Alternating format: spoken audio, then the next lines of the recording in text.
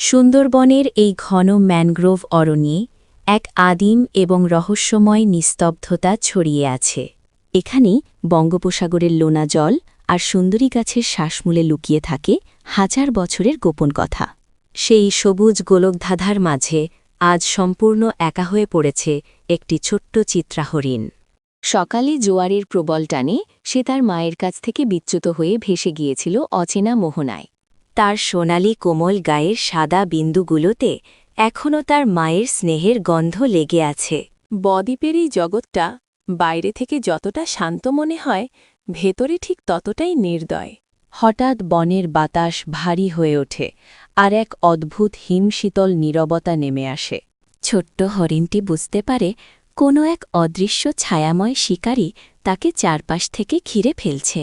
বাতাসে ভেসে আসা কাঁচা মাংসের গন্ধে তার কচি পাগুলো ভয়ে কাঁপতে শুরু করে। সে আর দেরি না করে প্রাণপণে দৌড়াতে শুরু করে সেই গুমুট নিস্তব্ধতার মাঝ দিয়ে। তীক্ষ্ণ শ্বাসমূল আর পিচ্ছিল কাদা মারিয়ে সে বাঁচার জন্য এক মরণপণ লড়াই চালায়। পেছনে সেই শিকারীর ভারী নিঃশ্বাসের শব্দ যেন প্রতি মুহূর্তে আরও কাছে চলে আসছে। হঠাৎ তার মনে পড়ে যায় নদীর সেই পুরনো পথটার কথা, যা তাকে নিরাপত্তা দিতে পারে। জীবনের শেষ শক্তিটুকু সঞ্চয় করে সে ঝাঁপিয়ে পড়ে সেই লোনা জলের প্রবল স্রোতে।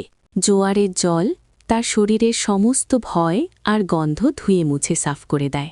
ওপারে এক নিরাপদ বালুচরে ওঠে সে যখন দাঁড়ায়, তখন ভোরের আলো ফুটে উঠেছে। পেছনে তাকালে আর সেই শিকারীকে দেখা যায় না, শুধু বনের পাতাগুলো কেঁপে ওঠে। আজকের এই ভীত হরিণটি এক কঠিন অভিজ্ঞতার মধ্য দিয়ে বনের নিয়ম শিখে নিল। সুন্দরবনে বেঁচে থাকার অর্থ হল প্রতি মুহূর্তে মৃত্যুর সাথে লুকোচুরি খেলে এগিয়ে যাওয়া।